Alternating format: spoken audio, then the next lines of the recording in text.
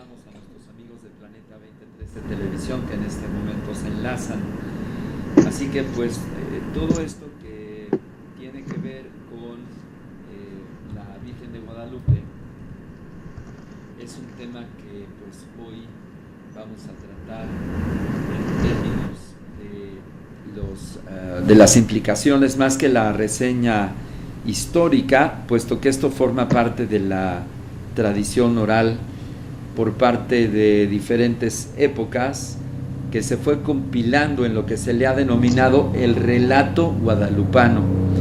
Y precisamente el relato fue compilado, según cuenta la tradición oral, en un documento de época. Estamos hablando pues de principios del siglo XVI, allá en la zona norte de la ciudad, y estamos hablando que esta época pues es muy complicado, dado que se ha llevado a cabo la conquista, y la conquista viene siendo pues un vasallaje, un exterminio y una imposición de creencias sobre un grupo indígena. Así que estos acontecimientos, que son anomalías paranormales de un personaje que le llaman Juan Diego, pero en realidad su nombre indígena es Cuautlatoa. Y ahí viene otro dato interesante, porque en aquel entonces el tener un nombre representaba también un título y también una actividad. Cuautli es agua y Tlacto es palabra, es decir, la palabra de águila, y el señorío, es decir, la casa y el barrio desde donde él está pues desarrollándose es Cuautitlán, lo que hoy conocemos como Cuautitlán Izcalli, y ahí también hay un cerro que es el Cuautlinchan. Entonces son de manera definitiva sitios que son importantes dentro de la tradición en el ámbito de Texcoco, que pertenece a la etnia de los chichimecas. El nombre precisamente es el que tiene la palabra de águila, así que no es cualquier cosa.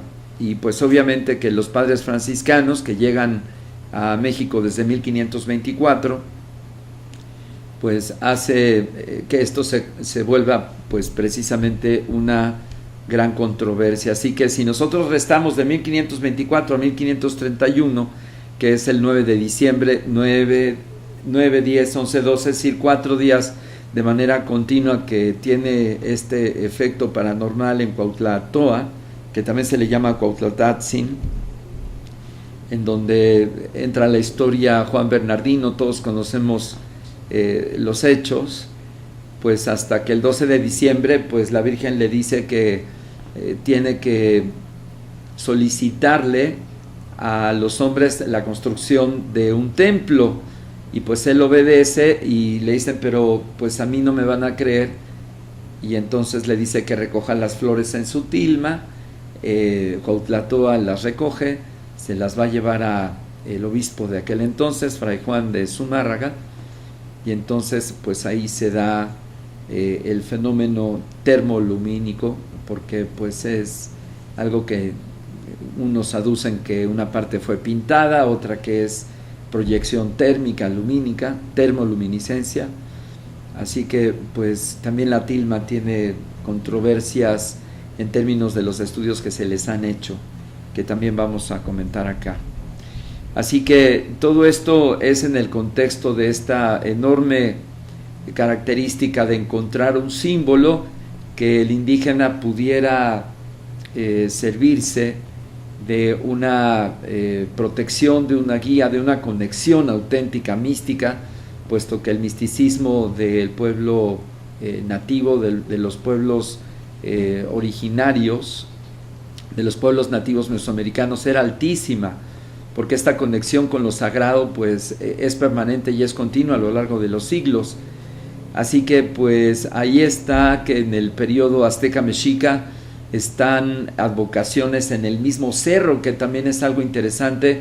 Ese cerro está dedicado a una serpiente que es Quetzalcóatl, y el Cerro Ventana o el Cerro Nariz de esta cordillera, que viene precisamente desde la zona del alzado del Valle de Teotihuacán, que tenía una gran influencia desde aquel entonces, pues viene siendo el sitio de los trabajos de las celebraciones a Coatlicue Tonantzin, que es esta advocación femenina de las fuerzas del agua, que en este caso es Chalchitlicue, y de esta energía creadora radiante que es Huitzilopochtli, que es la energía de Venus, que se conecta con Tonatiuh, que es el sol en el amanecer, y por supuesto estos cerros, que son varios en el Valle de la Náhuatl para los azteca mexica, para la Tezcatlipocayo, que en aquel entonces eran los continuadores de estas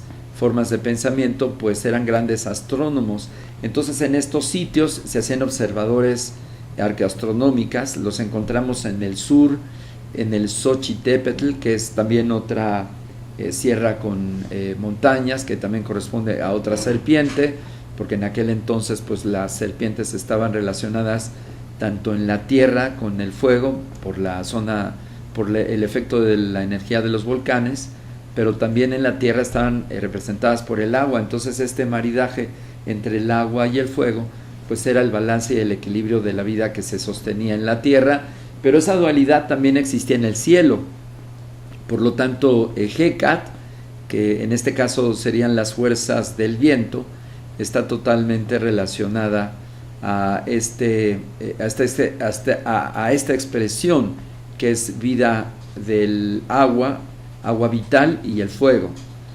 Así que pues estas advocaciones estaban presentes cuando llega la invasión, y es obvio que los personajes de España, evangelizadores, requerían de un ícono que pudiera servir de enlace entre el pensamiento antiguo y el pensamiento cristiano, y pues ahí surge este ícono que todos conocemos como base del misticismo del siglo XVI, es decir, 1523 hacia adelante, 1531, y pues desde ese entonces se expone en este sitio, porque al final sí se construye una ermita, que es la que está hasta arriba, luego un templo diocesano, que pertenece pues obviamente a la cúpula religiosa de las Américas, y que está jurisdiccionado a Roma, y pues este es el evento que narra el Nicalmopoua, este fenómeno termolumínico de las rosas, y cómo se dice que se crea la imagen. Hay dos características: una que se dice que pueda ser una impresión totalmente milagrosa, y la otra que está como una pintura que fue dedicada a Marcos Zipak. Está documentado, y pues precisamente a Schulenburg, que fue uno de los últimos obispos, le costó pues el no ser más prelado, porque había dicho que todas estas creencias en relación a la pintura pues no tenían sustento. A Vaticano no le gusta esto, y pues venía armando una gran controversia entre la parte que implica cómo fue realizada esta imagen.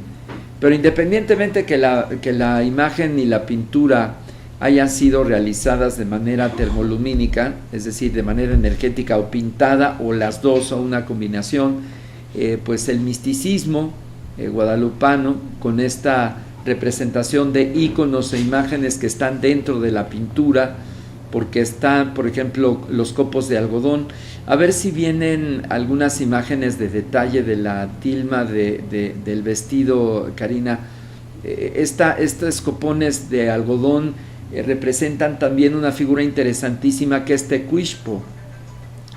Y Tecuixpo viene siendo de las primeras hijas precisamente de Cortés, y de la línea de las hijas de Motecuzoma, que es el linaje de la mezcla entre pues la gente de Castilla, de España, y las hijas de los descendientes del linaje azteca, mexica. Entonces este hecho de que haya un simbolismo de algodón y que se refiere a Tecuixpo, pues resultaría ser los primeros descendientes del linaje azteca en continuidad en el momento que se relacionan con los conquistadores. Así que pues hay un simbolismo que es muy interesante. Está un querubín en los pies donde hay una luna, y por supuesto la mandorla. La mandorla es este resplandor que está alrededor del cuerpo, en donde se sugiere que es un sol, y si el sol y la luna están presentes, pues es astronómicamente un eclipse. La mandorla aparece en una época posterior y es lo que se le aduce un retoque a Marco Zipak.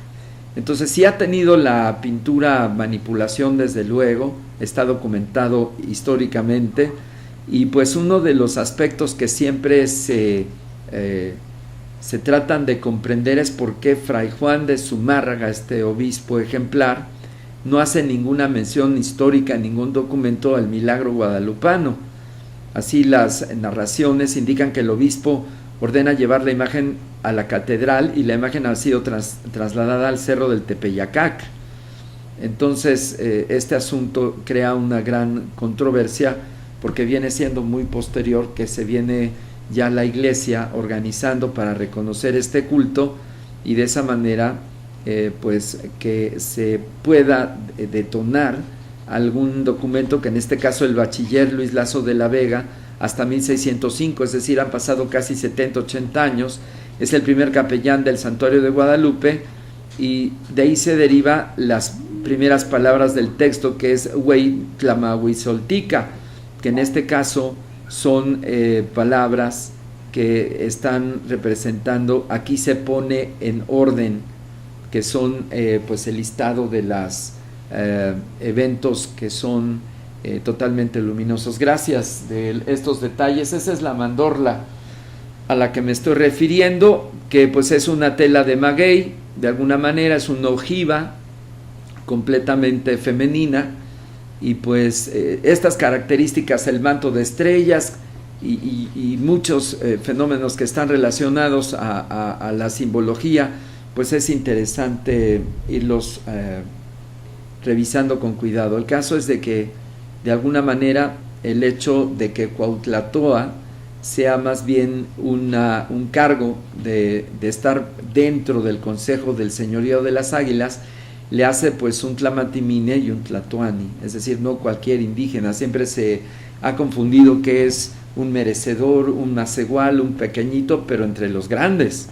Debió de ser señalado él como parte del Consejo de Abuelos y Ancianos de aquel entonces, y por lo tanto pues tenía la máxima jerarquía en términos de su preparación filosófica dentro de los colegios de los sabios de la náhuac.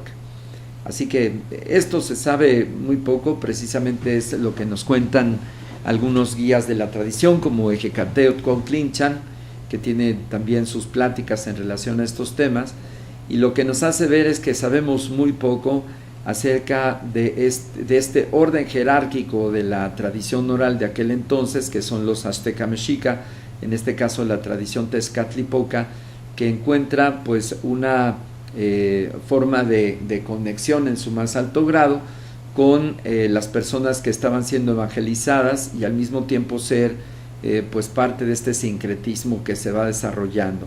Y por eso de ahí la pintura. Así la pintura, que es el icono de esta conexión con el misticismo, el Cristo y Huitzilopochtli encuentran pues una conexión auténtica, siendo Huitzilopochtli pues el hijo de Coatlicue, y que es quien nace después del vientre de un embarazo completamente pues místico.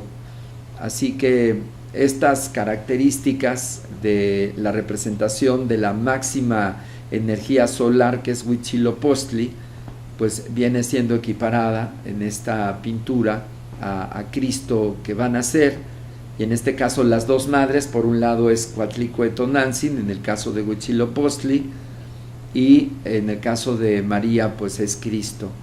Así que pues estos paralajes son muy significativos en los símbolos que están ahí en esta tilma, pero finalmente pues siempre se aduce que haya sido pues un encuentro de dos linajes espirituales, los más altos que en aquel entonces existieron, que en este caso es el linaje azteca mexica, Tezcatlipoca, y por otro lado el linaje cristiano a través de esta expresión de los religiosos que son los franciscanos. La historia, pues ustedes la conocen, ha sido pues un santuario muy importante, a lo largo de los siglos se ha convertido en uno de los santuarios que más fuerza le han concedido al Vaticano, sobre todo en términos de recursos y de visitas.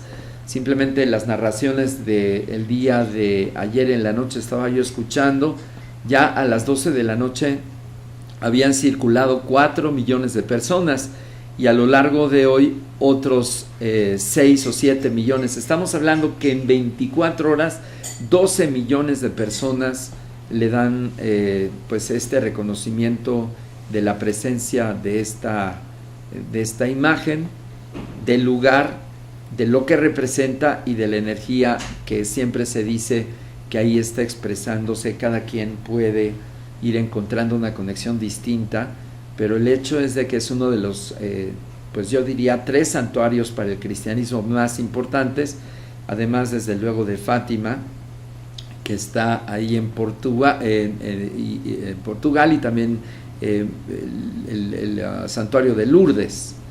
Así que pues todos estos santuarios resultan ser pues los más importantes de la iglesia.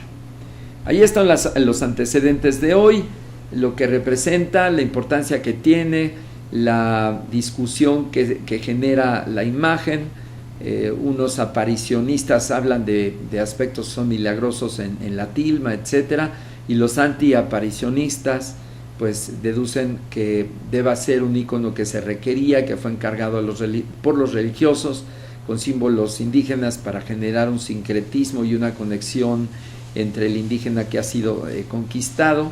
Pero bueno, ahí están los hechos, cada quien saque sus conclusiones.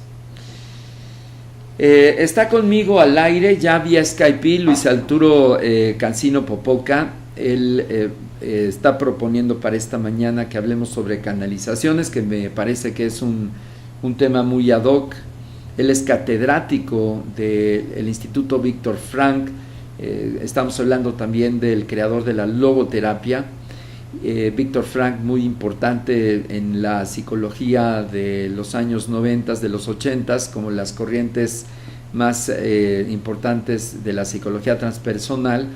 También es director del colectivo multicultural del arte, es actor en Magical Dreams, trabajó como coordinador de proyectos de la Fundación Real Ser Humano y también liberador de la tierra Junta de Caminos del Estado de México y promotor de la Universidad del Valle de México y productor creativo. Así que pues además tiene Luis Arturo este interés también por los símbolos y por la tradición de la sabiduría mesoamericana. Luis Arturo, pues con muchas ganas de escucharnos y de tenerte aquí en Planeta 2013, bienvenido. Un placer estar de vuelta con ustedes hoy en este día tan importante, ¿no? Con todos estos temas y sí, efectivamente apasionado de los temas de la mexicanidad. Gracias. Sí, muchas gracias. Lo primero que quisiera preguntarte y que nos comentes es en relación a tu punto de vista de cómo se pueden ir desarrollando iconografías que son conjuntas entre en la cosmogonía del cristianismo y la cosmogonía de la Mexicayot, que desde luego encuentran un punto de encuentro en esta tilma, en esta pintura de la Virgen de Guadalupe.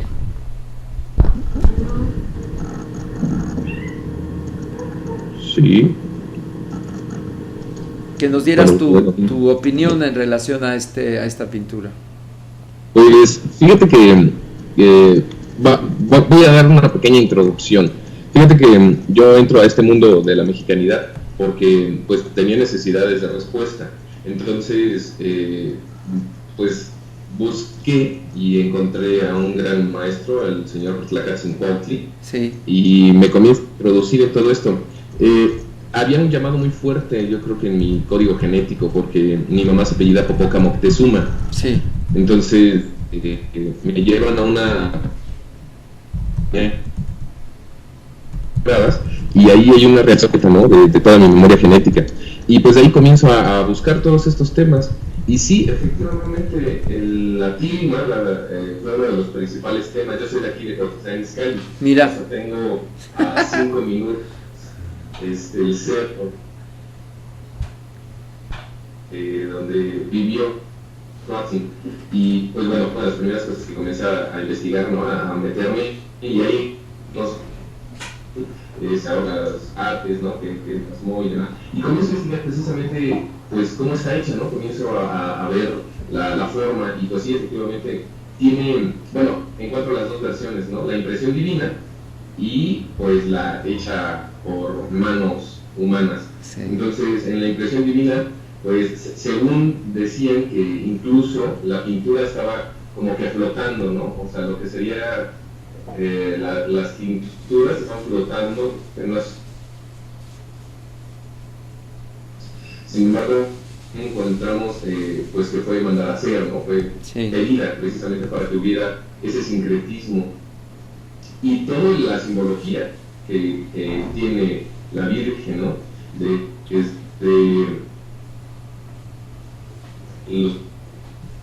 Se puede decir su manto, el manto de las constelaciones, la pequeña flor que bajito, un trébol de 4 hojas que representa la presencia divina, que está en sí, ¿no?, que está de guarda, porque estábamos hablando de que estábamos en la era de Tezcatlipoca, ya ves que se divide en un sol, ¿no? Una era se divide en 2 etapas, es la positiva y la negativa, por así nombrarlo. Sí. Es la era de Quetzalcóatl y la era de Tezcatlipoca.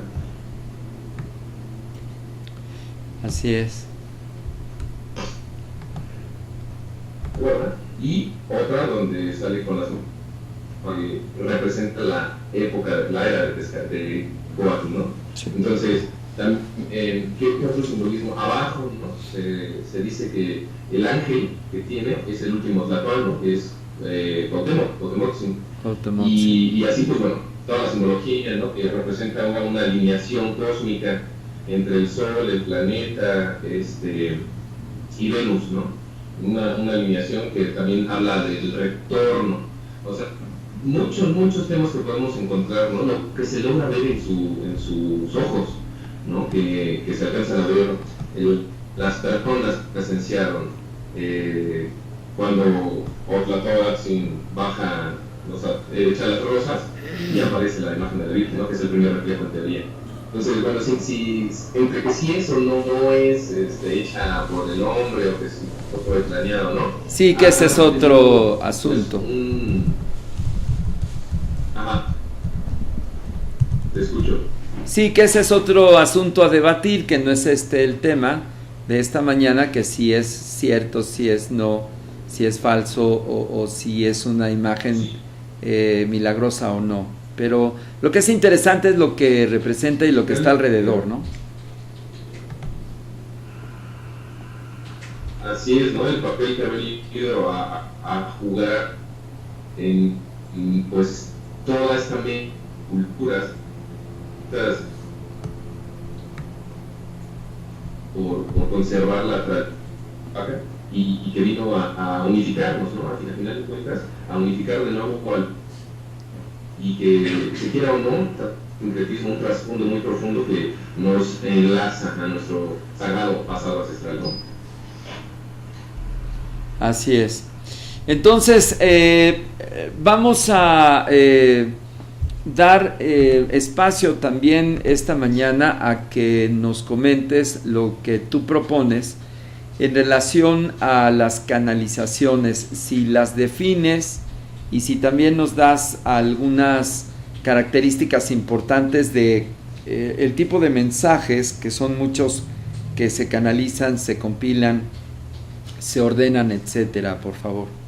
Así es, pues fíjate que es un tema que ha salido últimamente y me han entrevistado en otros programas, Sí. y es un tema que surgió, e incluso yo se me lo preguntaba, ¿no? ¿Por qué este tema fue que surgió? Yo creo que ya es una necesidad de nuestra época que se abran estos temas, ¿no? La canalización, pues, como lo comentaba anteriormente, es el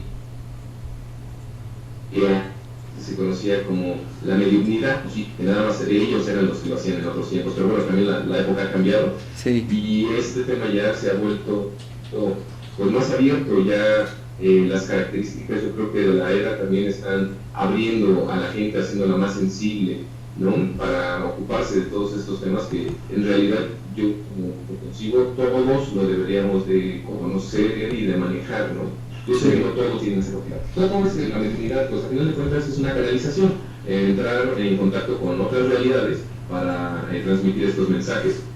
¿Cómo hacer una canalización de la mejor manera? La canalización, primeramente por ahí decían, ¿no?, que debemos de entrar en estados profundos de meditación para poder amplificar y todo eso. Sin embargo, hoy en día yo creo que ya es mucho más sencillo. Yo recomiendo mucho a la gente que quiere experimentar esto, porque al final de cuentas siempre hay seres que se quieren contactar con nosotros. Sí. Primero, encender un fueguito, una veladora, ¿no?, poner un incienso. Sí. El incienso, como bien sabemos, es para invocar seres perdidos antes de comenzar a trabajar, ¿no?, de los guardianes, los seres guardianes de nuestro entorno, ya sean a nuestros ángeles, arcángeles, ancestros y demás, ¿no?, o maestros ascendidos con los que trabajemos. Una vez ya teniendo esta protección, también es muy importante hacer una protección psíquica, la energía, para que no quieran otro tipo de entidades en esta canalización, ¿no? Y pedir al ser con el que ya teniendo estos elementos, la luz, la veladora y el ser con el que queremos trabajar, ahora sí se comienza a hacer ese trabajo. Mucha gente me dice, ¿y cómo es, no? O sea, ¿cómo es que tú lo interpretas? Sí. Cuando uno utiliza a algún ser, hay que buscar esa comunicación. ¿En qué nivel se va a realizar? Porque se puede realizar a nivel, ya sabes, ¿no? Hay clarividentes, clariaudientes, clarisapientes. Entonces depende en cómo se van a ajustar. Tú debes de pedir al ser con el que te estás comunicando que se ajuste a una frecuencia comprensible para ti, ¿no? Sí. Porque muchas veces hay seres que, como lo comentaba también, no han tenido una vida o una encarnación. Entonces, entrar en contacto con ellos, pues ellos se manifiestan a través de colores, a través de ideas, ¿no? Cuando uno canaliza a un ser que ya tuvo vidas humanas, pues es mucho más sencillo, ¿no?, adaptarse a un entendimiento psíquico a través de palabras y demás. Entonces, pues básicamente esto es el proceso de la canalización, ¿no? Entrar en contacto con otros seres, tratar de transmitir mensajes. Sí. Pongo algún ejemplo que tenía. Yo comencé a canalizar. Y en relación a tu propia experiencia, que sería también bien interesante escucharla, ¿qué tipo de mensajes son los que son más recurrentes en tu propia experiencia? Fíjate que he tenido de todo, desde los mensajes hermosos, super elevados, hasta los mensajes así, medios feos, ¿no?, medios gachos por seres de abajo, ¿no?, de inframundo. Fíjate que, de hecho, los primeros contactos ya de canalización fuerte fue con seres inferiores. Sí. Y eso a mí me daba pues mucho pánico porque no sabía cómo manejarlo, ¿no? Y mucho tiempo se estuvieron manifestando muy fuerte, o sea, abrí como que un portal para... Y comenzaron a entrar, por eso yo dice, siempre es bueno tener elementos de protección, ¿no? Y comenzaron a entrar todos estos seres y a comenzar a entrar sentimientos muy feos, ¿no?, de muerte, y o sea, veía cosas gachas. Entonces comencé a investigar qué estaba sucediendo, ¿no? Como mucho pensé que me estaba volviendo loco. Sí. Sin embargo, cuando comienzo a investigar, pues no realmente había comunicación. Pues todo esto sucede como lo que dice, la verdad. Sí, pues ahí están los... Sí, es la... Es que se está cortando algo. donde comienza, sí, cheques. Entonces, bueno, ya comienzo a entrar con esto y comienzo a bloquearlos. Comienzo a ver unos cursos de canalización en los cuales te dicen, ¿no?, que si estás trabajando con frecuencias bajas, si sientes frío en tu alrededor, si ves todas estas cosas negativas, inmediatamente sepas que estás canalizando a un ser infra, ¿no? Entonces ahí se delimita y por favor se le pregunta si trabaja para la luz, si trabaja para el plan divino, de lo contrario que se vaya. Entonces automáticamente los seres se van, ¿no? Y si son requemos, si quieren mantenerse, hay invocación de algún ser angelical para que ayude y se vayan. Entonces, vaya, después de estos procesos donde conozco la canalización a la mala, comienzo a transmitirlo al trabajado con miles de seres. Las primeras canalizaciones que yo estaba en el mundo de todo todo espiritual, ni de la mexicanidad. Y comienzo a canalizar a Jesús. Jesús, que es el Padre, o incluso hasta el último, ¿no? Y viajes de crecer, de crecimiento, de perdón, de muchas cosas, ¿no? Sin embargo, cuando entro ya la mexicanidad, comienzo a crear otro tipo de ser, ancestros, abuelos. A uno de los primeros que analicé fue el señor Montezuma, y fue muy sencillo para mí entrar en contacto con él, porque a través de mi código genético, pues tenía como que un enlace directo. Y él comienza a decirme, ¿no?, pues yo porto todo ese conocimiento, que podemos dar un viaje a través de ese pasado ancestral. Esa fue una serie de Titi cuando estaba yo canalizándolo, me toma de la mano y entramos a través del fuego a la Gran Tenochtitlán y me comienza a demostrar cómo era el mundo de la Gran Tenochtitlán. Por ejemplo, los localigas, la pirámide del centro, pues no era como nosotros la imaginábamos, ¿no? Toda revestida de cuarzos, turquesas, oro, vaya, era impresionante cómo los fuegos sagrados estaban encendidos, ¿no?, en todos los rumbos, cómo se comunicaban los pueblos. Vaya, comencé a la canalización con el señor Montezuma. Después la siguiente canalización fue al Arcángel Miguel. Estaba atravesando un trabajo oscuro en el cual interferí sin querer, queriendo, y una energía queriendo ser un daño, ¿no? Entonces comienzo a invocarlo, y es impresionante que uno comienza a trabajar con ellos, comienza a eliminar, ¿no? Y ahí fue donde pedí que por favor me ayudaran, ¿no?, a eliminar cualquier mal que quisieran hacerme. Y fue impresionante, increíble. Aparecieron, después de estar así en un ambiente denso de oscuridad, así como con miedo, frío y demás, de repente aparecen líneas azules así, en el aire. Y yo dije, ¿qué es esto, no? Qué impresionante. Y de la línea azul que se aparece, así como en el aire, se comenzaba a disipar la oscuridad y comenzaba a aparecer luz y comenzó a elevarse la frecuencia y comenzamos a tener ya un poquito más de paz, ¿no?, porque estaba con mi familia. Tiempo después comienzo ya llenas de dos arcángeles y pues yo no sabía que el arcángel Miguel portaba una espada flamígera, ¿no?, de flamas azules. Entonces ahí ya hilé, ¿no?, que se estuvo trabajando con él, que se estuvo invocando y canalizando y sentía su mensaje de lleva tu frecuencia, los otros planos, ¿no?, más amorosos, limpia tu cabeza de toda esta basura que comenzaron, y comenzamos a trabajar con él. Luego, también hemos tenido ya canalizaciones con personas que acaban de morir, con personas que acaban de trascender. Por ejemplo, alguna vez nos llamaron en una familia porque había muchas manifestaciones en su casa, ¿no? Acababa de morir una persona, un familiar, y había manifestaciones constantes y comenzamos a investigar cuál era la situación. Comienzo a sentir la presencia de la persona que acaba de fallecer y ella quería a su familia, se casi, ¿no?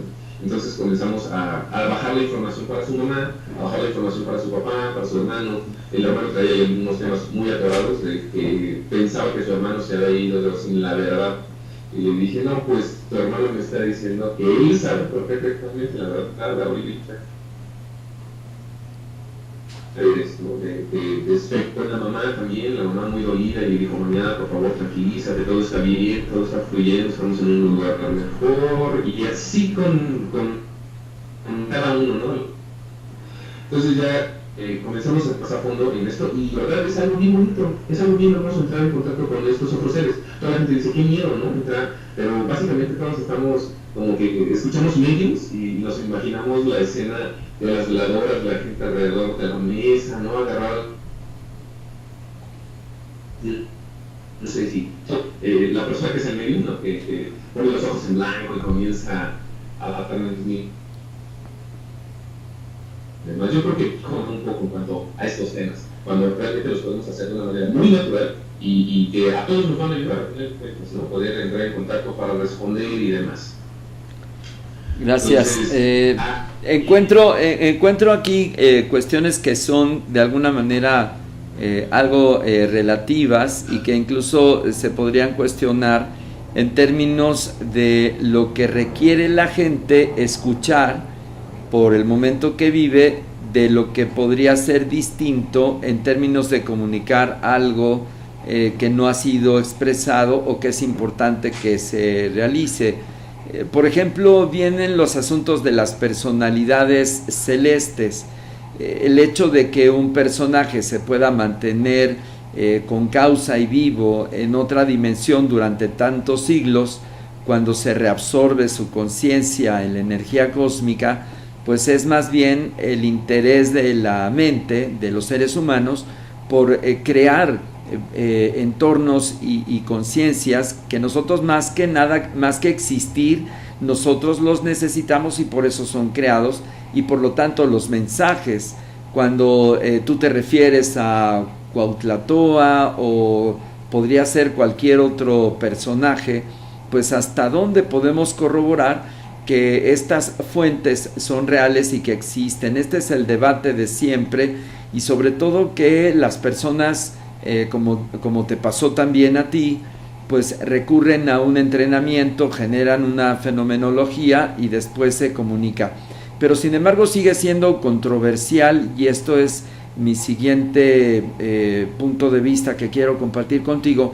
Hasta dónde todo lo que escuchamos de todos los canalizadores pues se va pareciendo, es decir, va teniendo pues un común denominador, pero nada que aporte algo nuevo, algo distinto. ¿Qué piensas de esto? Sí,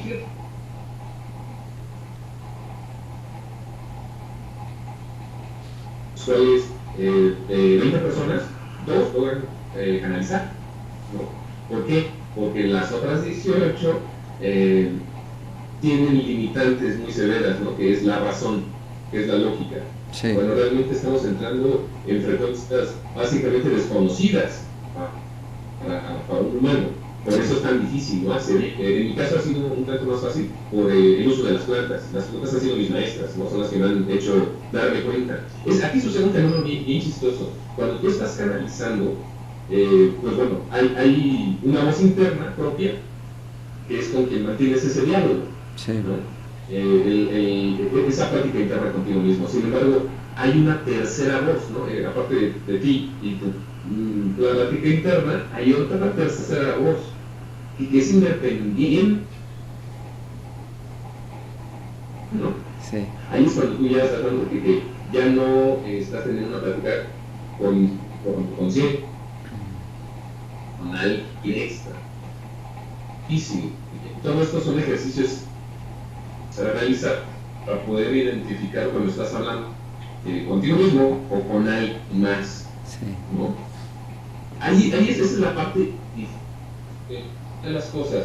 Cuando uno comienza a escuchar o a sentir logos muy a la vez es que tú te puedes dar cuenta cuando no es tu pensamiento el que estás recibiendo, sino que estás recibiendo los pensamientos ajenos, no unos pensamientos externos. Sí. Todos estos pues bueno, se debe desarrollar de manera psíquica, como por ejemplo la telepatía. Sí. Nosotros podemos desarrollar, yo he desarrollado a cierto nivel la telepatía, en la cual yo puedo incluso tener pláticas con mi esposa, ¿no? Que es con quien tengo una relación muy, muy fuerte, o incluso pedir que alguien me llame, ¿no?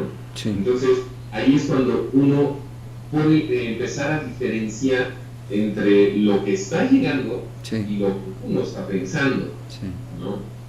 Entonces, yo creo que ese es el punto clave para poder hacer una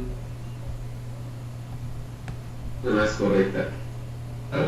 Dos, elevar tu sensibilidad en todos los aspectos y poner atención a tu propia voz y a la otra que está llegando, ¿no? Ahí es como que esa es la clave para poder dar cuenta realizando correctamente una canalización. O no sé si a ti alguna haya subido. Al final de cuentas todos somos canales, todos tenemos la capacidad, pero depende de nuestro grado de conciencia o de que suceda, ¿no? Y logres captarlo. No sé si tú has tenido alguna vez algún mensaje así. Mira, yo lo que puedo revisar, dado que tengo pues años en el estudio del comportamiento humano, como lo es mi profesión, dado que soy psicólogo y luego psicoterapeuta y también investigador dentro del ámbito pues humanístico y luego paranormal, que definitivamente todos transmitimos y todos estamos traduciendo energía todo el tiempo. El reto implica en qué momento la mente, que es esa maravillosa red de pensamiento que nosotros usamos desde nuestro cuerpo, que no es generada por el cuerpo, sino más bien el cuerpo nos sirve para conectarnos con esta mente. La experiencia propia es una mente individual, la mente colectiva es nuestro grupo, la mente planetaria es la de la especie, la mente cósmica es la red a nivel de todas las estrellas del conglomerado galáctico donde pertenece el Sol, hasta que tenemos una mente cósmica que es la reunión de todas las estrellas y todos los cúmulos de luz que existen en el universo. Entonces, estos son los aspectos que parecen muy importantes distinguir cuando está más bien expresándose una necesidad que una inteligencia que sí es de orden que no corresponde al plano, ¿no? Eso ahí queda y pues entra dentro del orden de los estudios. No me quiero quedar en el tintero con el tercer secreto de Fátima, adrede de los canalizadores que han sido estudiados por diferentes generaciones, y estos pastores que vienen siendo muy pequeños en 1917 allá en esta cueva de Iria Fátima, pues canalizan mensajes muy amorosos sobre Cristo, sobre la Virgen, etcétera. Pero el 3 de enero de 1944, y justamente cuando se está acabando la Segunda Guerra Mundial, que de nuevo incide en la mente de Lucía, que es una de las tres que queda viva de estos canalizadores, pues ha sido apenas publicado en el año 2000, hace 16 años, un 13 de mayo, fíjate la fecha, que también ha sido pues el momento que el Papa Juan Pablo II ha permitido su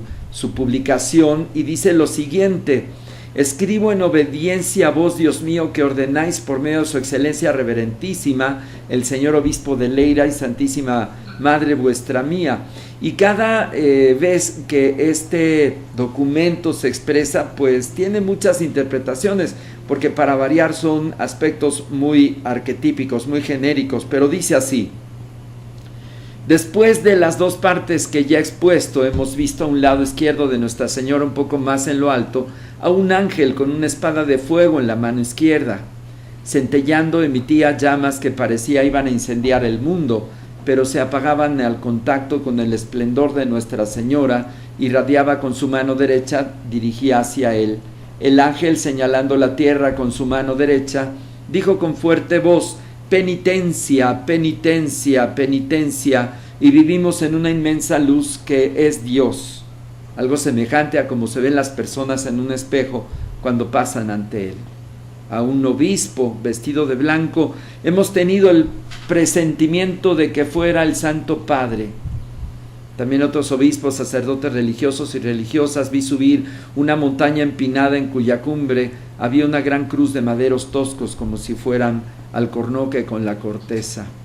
El Santo Padre, antes de llegar a ella, atravesó una gran ciudad, medio en ruinas y medio tembloroso, con paso vacilante, apesadumbrado de dolor y pena, rezando por las almas de los cadáveres que se encontraban por el camino, y llegando a la cima del monte, postrado de rodillas a los pies de la gran cruz, fue muerto por un grupo de soldados que le disiparon varios tiros de arma de fuego y flechas.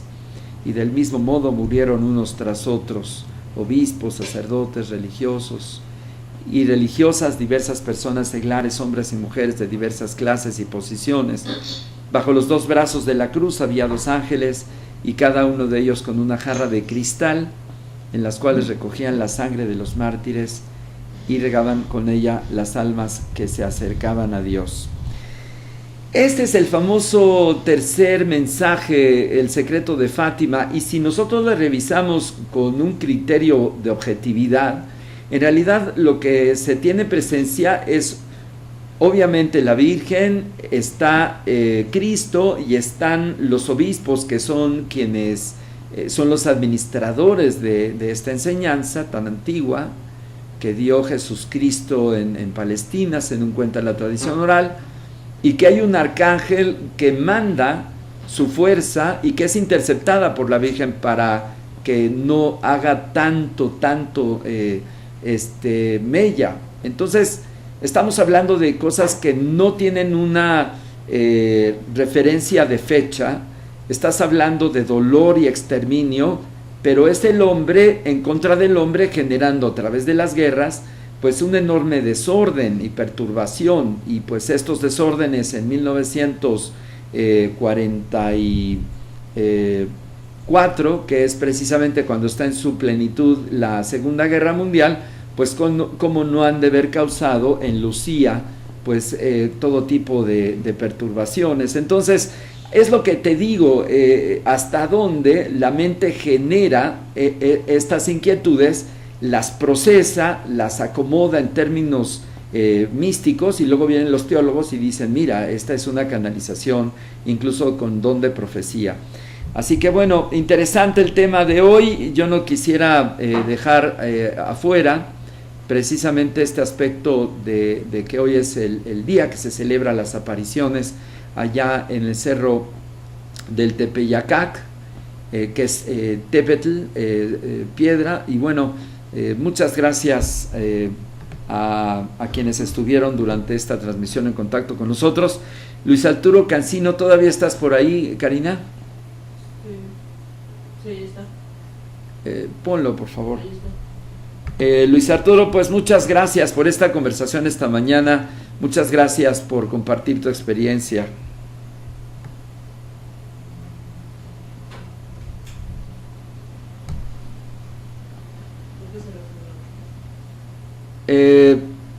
No te escuchamos, estás al aire. Se le fue el audio. A ver, Karina, si le podemos colgar y volver a marcar para ¿Me despedirnos. escuchan? Ahí está, ahora sí. Ya, perdón, es que ya, perdón, te decía que sí, es muy importante este tema. Gracias por invitarme, Gerardo, siempre un placer. Y sí, efectivamente, ¿no? Los diferentes órdenes a los que podemos canalizar, se me olvidó platicarles también, pero yo creo que ya será en otra ocasión, que canalizamos al comandante Ashtar de la Confederación Galáctica de Luz, y también trabajo directamente con el comandante Ashby, ¿no? También canalizamos sus mensajes, su guía, ¿no? Para la humanidad, cómo están preocupados por todo lo que está sucediendo, ¿no? Pero bueno, ese tema ya lo dejaremos para otro programa. Y muchas gracias por la invitación, Radio Planeta 2013 Televisión, muchas gracias. Y aquí estamos a sus órdenes cuando gusten, pues podemos seguir platicando de cualquier otro tema, ¿vale? Gracias por tu participación esta mañana. Te mandamos un abrazo, y pues a toda la banda de Tepozotlán, a Eric, a Eva, a todo este proyecto de Fundación Real Ser Humano, que acaban de tener, por cierto, su reunión.